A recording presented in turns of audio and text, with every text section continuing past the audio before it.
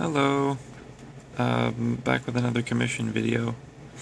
So this time I was asked to build a wrist-mounted time machine fused with a coffee maker.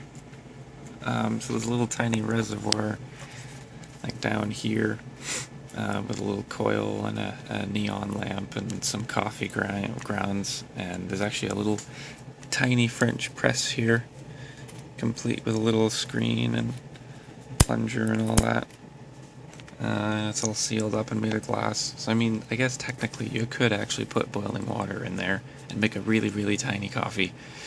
But yeah, there's this nice big brass box that I made out of sheet brass, whole 9-volt battery, with a little spring clip to keep it in place. Most of the body is built out of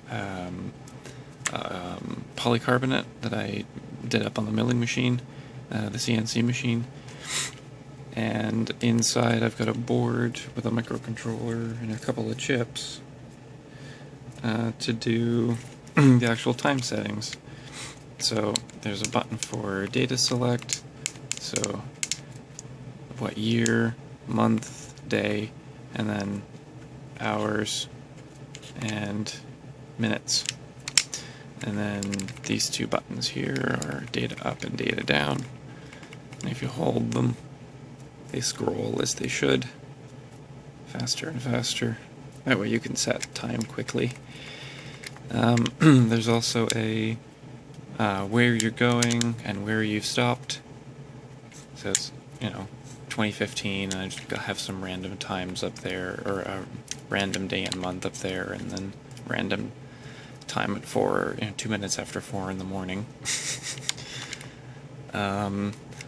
There's this sleep mode button, which also acts as a storage button, so whenever this is put to sleep, it stores every setting. So when the power goes out, it'll still recall the last set of saved numbers. So I can change this to whatever, 1497, and it'll go back to 1506. And if I change it, put it to sleep, and it remembers 1497. It stores it in EEPROM. And then finally there's the make everything go crazy, it's like powering up and doing time travel-y things button. And if any other button is hit, it's interrupted, including the sleep mode. So it's all based on an Atmega 168 microcontroller.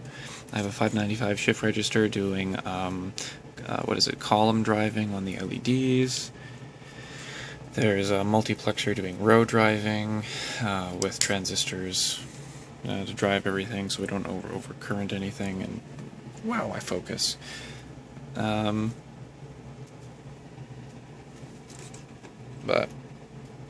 yeah, fun little thing, and it's all on this leather gauntlet thing strapped to your arm. I did not make the backing. This was given to me to build off of as part of the commission.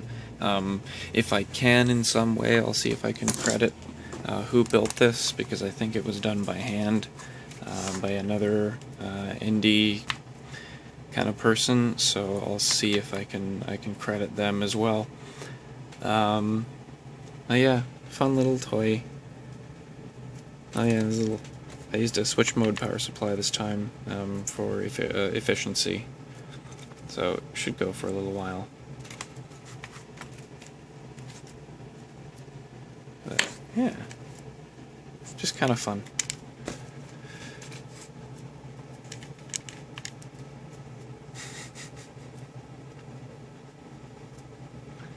And if I do need to update the firmware for any reason, if they decide they want something specific to happen, I've got a programming header there, nice and easy.